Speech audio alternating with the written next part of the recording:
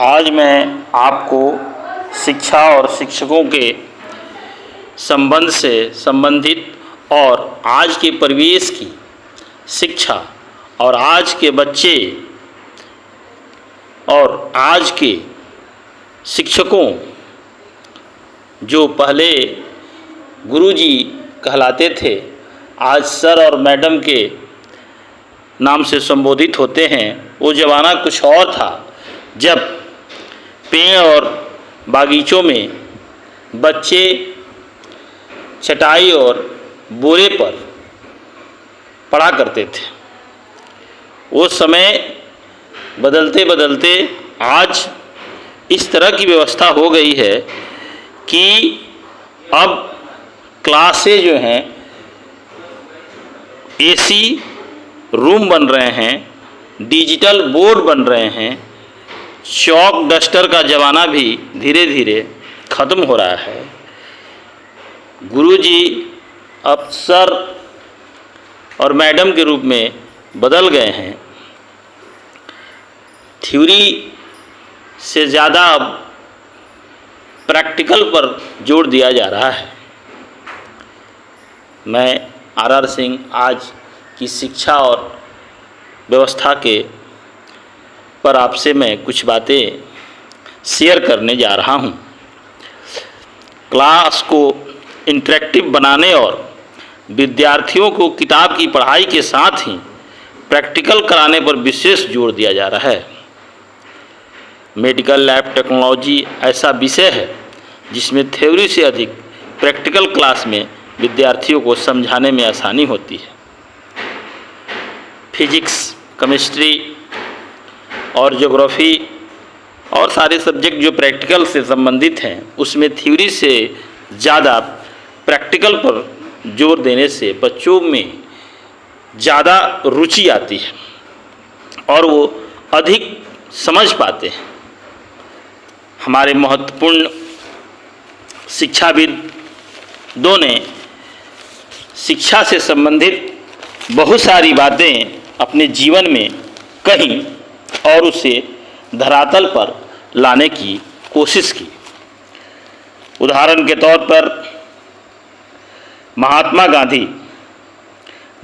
गांधी ने शिक्षा पर कहा, मैं भारत के लिए निःशुल्क और अनिवार्य प्राथमिक शिक्षा के सिद्धांत को दृढ़तापूर्वक मानता हूँ। वो चाहते थे कि प्राथमिक शिक्षा निःशुल्क हो और अनिवार्य हो, जिससे कोई भी नागरिक अशिक्षित और अनपढ़ न रहे। वह इनकी भारत के नागरिकों के प्रति कल्पना थी।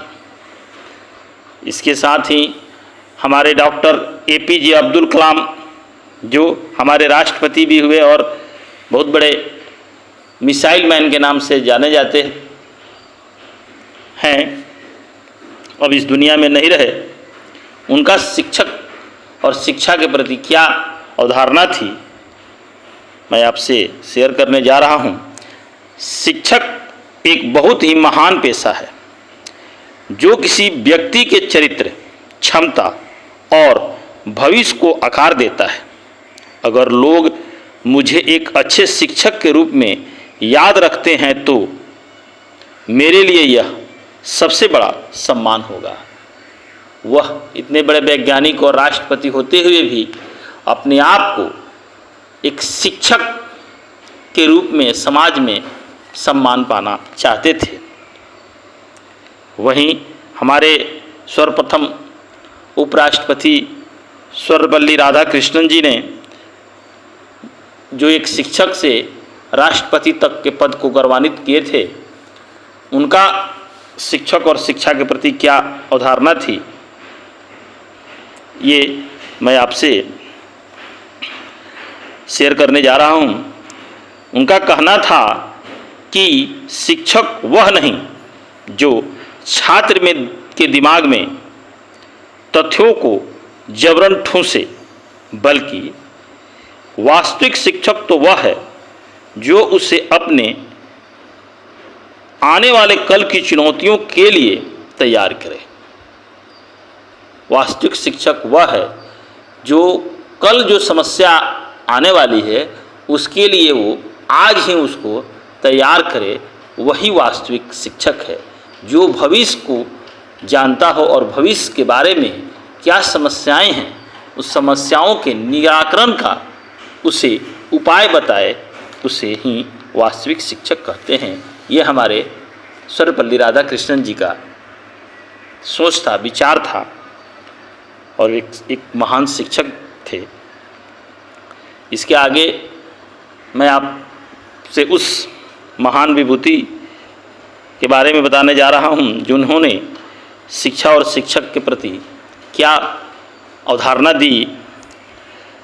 वो थे नेल्सन मंडेला जी। नेल्सन मंडेला जी का कहना था, शिक्षा सबसे शक्तिशाली हथियार है जिसका उपयोग आप दुनिया को बदलने के लिए कर सकते हैं।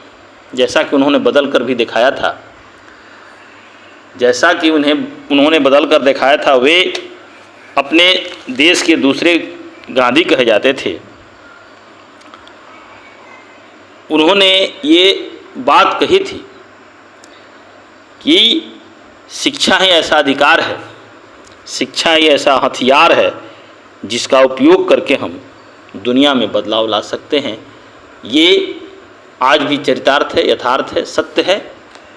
तो इन महान विभूतियों ने जो अपनी बातें रखी थी वो आज भी उतना ही सत्य है जितना कि उनके समय में सत्य था। इसलिए शिक्षा वह शेरनी का दूध है जिसे पीने के बाद कोई भी जाति, धर्म, समाज, कोई भी मनुष्य हो, किसी भी संवर्ग का हो, वो दहाड़ने लगता है।